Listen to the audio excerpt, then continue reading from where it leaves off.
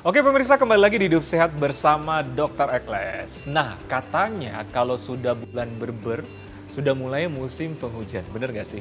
Nah, katanya dengan peningkatan musim penghujan, dengan udara dingin ini, peningkatan terhadap nyeri sendi sering terjadi. Nah, apakah benar demikian? Saya tidak sendiri, saya bersama dengan Dr. Ida, spesialis kedokteran fisik dan rehabilitasi. Apa kabar dokter? Alhamdulillah, dokter. Sehat selalu ya? Alhamdulillah. Kayaknya sehat semua nih ya dok? Insya Allah. Dokter, kan kita udah memasuki bulan Desember nih. Iya. Mulai musim Musim penghujan di Jakarta dan seluruh Indonesia kayaknya. Rentan dengan musim dingin ya. Betul. Dan katanya terjadi peningkatan nyeri sendi. Memang ada hubungan nggak ya dok? Musim dingin dengan peningkatan nyeri sendi ini? Baik. Memang nyeri itu adalah gejala sensasi pada seseorang yang sifatnya subjektif, gitu ya. Nyeri sendi yang lebih sering terkena adalah nyeri-nyeri yang berhubungan dengan sendi, yang lebih sering terkena adalah sendi yang berhubungan dengan beban tubuh ya, seperti misalnya lumbar, kemudian lutut, kemudian kaki, pergelangan kaki ya. Nah itu titik-titik tumpu dari tubuh manusia, pusat gravitasi jatuh pada titik dan itu memiliki kerentanan diri sendiri. Memang di musim dingin, hujan atau musim dingin itu di masyarakat tersebar pemahaman ya bahwa akan terjadi peningkatan nyeri sendi gitu ya. Memang dari penelitian mengatakan bahwa sebagian ada yang bermakna gitu ya, bahwa ada korelasi antara nyeri sendi dan perubahan cuaca musim dingin. Sebagian penelitian ada yang bilang tidak seperti itu. Namun pada musim dingin secara umum gitu ya, tubuh kita manusia itu memiliki mekanisme kompensasi untuk mentoleransi itu seperti itu. Secara general mungkin akan terjadi vasokonstriksi, kemudian menggigil, itu mekanisme yang biasa terjadi secara umum. Namun dikatakan beberapa penelitian mengatakan bahwa perubahan pada sendi itu biasanya terjadi penurunan penurunan dari fleksibilitas dari otot itu sendiri. Ini untuk yang berhubungan dengan sendi ya. Kemudian terjadi penebalan dari jaringan di sekitar sendi dan kekakuan. Itu yang biasa terjadi. Tapi ini biasanya pada cuaca ekstrim dan pada orang-orang yang memiliki riwayat nyeri kronik. Biasanya lebih terlihat gejala karena memacu juga berarti. Betul.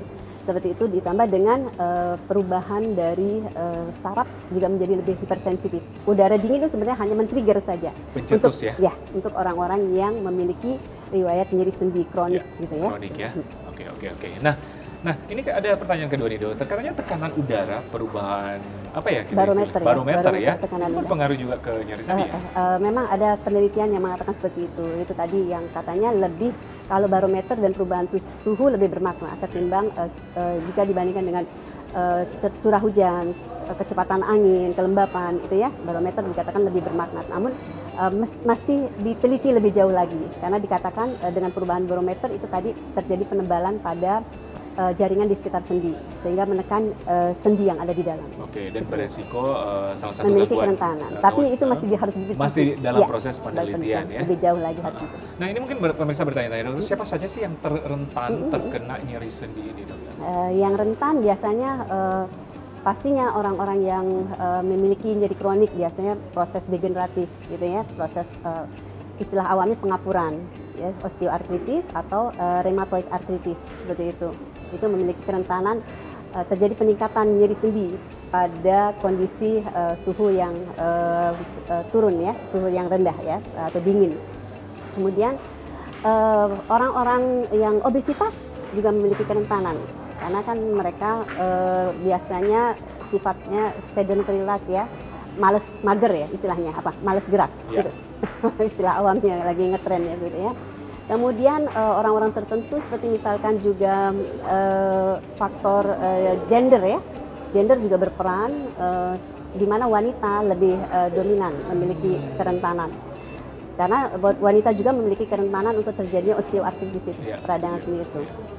Kemudian ada juga yang mengkorelasikan dengan hipersensitif atau alergi. Jadi artritis alergika. Karena pada orang-orang yang punya genetik alergi itu biasanya pada musim dingin itu terjadi hidung biasa suka bengkak ya, ada suatu inflamasi seperti itu. kemungkinan bisa terjadi di situ. Jadi ada peningkatan nyeri pada saat itu ya, yang orang dengan itu diduga, ya, seperti itu. Oke. Nah mungkin yang pemirsa pahami di rumah kan, wah kamu rematik nih, atau kamu asam urat. Nah dengan penderita seperti ini rentan? Rentan, memiliki kerentanan. Berarti itu penyakit yang nyeri kronik. Nyeri kronik ya. Nyeri kronik memiliki peluang kerentanan untuk terjadinya peningkatan derajat nyeri. Nah dokter, ini ada fakta mitos yang beredar di masyarakat. Nah katanya kalau aktivitas kita atau pekerjaan kita sering berhubungan dengan basah atau air seperti nelayan, rentan terhadap rematik, otomatis nyeri sendi. Itu fakta atau mitos? Sepertinya mitos. Mitos. Ya? Kenapa dokter? Karena kembali lagi kepada individu itu sendiri ya, orang itu sendiri. Kalau dia memiliki kualitas sendi yang baik dan otot-otot yang terlatih, biasanya nelayan itu relatif terlatih ya, seperti itu karena dia bergerak ya, mendayung dan lainnya, biasanya relatif sendinya itu memiliki kualitas yang baik. Udara dingin, kecuali kalau ekstrim ya, ekstrim baru menimbulkan gejala kakuan pada sendi itu. Kemudian kalau ada aktivitas yang salah dan berlebih, kalau nelayan biasanya mengangkat-ngangkat ya, mungkin bisa menimbulkan itu. Tapi kalau dia memiliki kualitas sendi yang bagus dengan exercise yang terlatih dan lain-lainnya, nyeri dingin itu atau tempat-tempat yang basah itu tidak menimbulkan efek. Iya, kembali lagi kepada fisik dan kondisi. Betul. Nah, benar banget, itu jangan mager ya. Betul, jangan mager. Dan memang kita percaya nelayan-nelayan di Indonesia bukan semua ya. Iya, insya Allah. Oke, nah dokter, gimana cara mengatasi nyeri yang sudah terjadi pada saat udara dingin?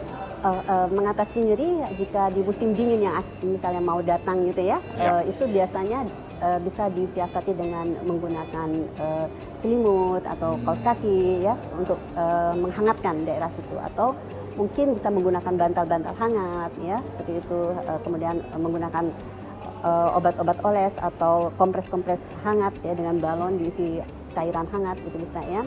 Kemudian bisa obat oles juga bisa kalau memang sudah nyeri gitu ya. Kemudian harus tetap exercise gitu ya, jangan males gerak itu tadi walaupun udara dingin gitu ya. Kemudian bisa juga kalau nyerinya ekstrim hilang, mungkin dengan obat oral. Tentunya pasti harus konsultasi ke dokter. Jadi memang pada saat nyeri sudah tidak tertanggulangi, berlangsung lama, udah saatnya konsultasi ke dokter. Betul. Nah ini dokter, kita mungkin kasih gerakan fisik atau latihan di rumah yang bisa kita lakukan di mana saja, di rumah, di kantor, di tempat pekerjaan, supaya mencegah nyeri sendi. Ada nggak dok gerakannya? Gerakannya prinsipnya adalah fleksibilitas, fleksibilitas dan lingkup gerak sendi.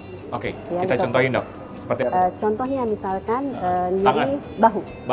Yang mungkin ya, bahu mungkin lingkup gerak sendi dasar bisa, ini namanya fleksi. Nah ini prinsipnya stretching, ini abduksi. Naik ke atas, ini targetnya 180 derajat dari posisi normal. Ya, kemudian turun, ini internal rotasi, yang ini eksorotasi. Kalau mendekati sumbu tubuh begini, abduksi namanya. Kemudian yang begini internal rotasi plus abduksi. Ini gerakan dasar dan ini harus terpelihara. Karena kalau suhu dingin biasa kekakuan pada semua. Dan ini tiap hari dilakukan atau tiap saat? Berapa kali sehari? Semaunya. Begitu ada rasa nggak nyaman, ada rasa kaku, misalnya habis kerja saja ya, kita sebagai misalnya kerja di kantor, rasa pegal setelah 2 jam misalnya di depan komputer, boleh dilakukan stretching, shoulder, dan neck. Upper back. Setuju banget. Pada dasarnya gerakan stretching ya. Kalau kaki gimana dokter? Mungkin gini ya? Iya betul. Lingkup gerak sendi. Terus gini lurus, ya? Tekuk lurus. Kemudian begini. Kemudian kalau untuk otot betis biasanya dengan begini. Pergelangan kakinya. Kalau betis gini? Iya betul. Seperti itu.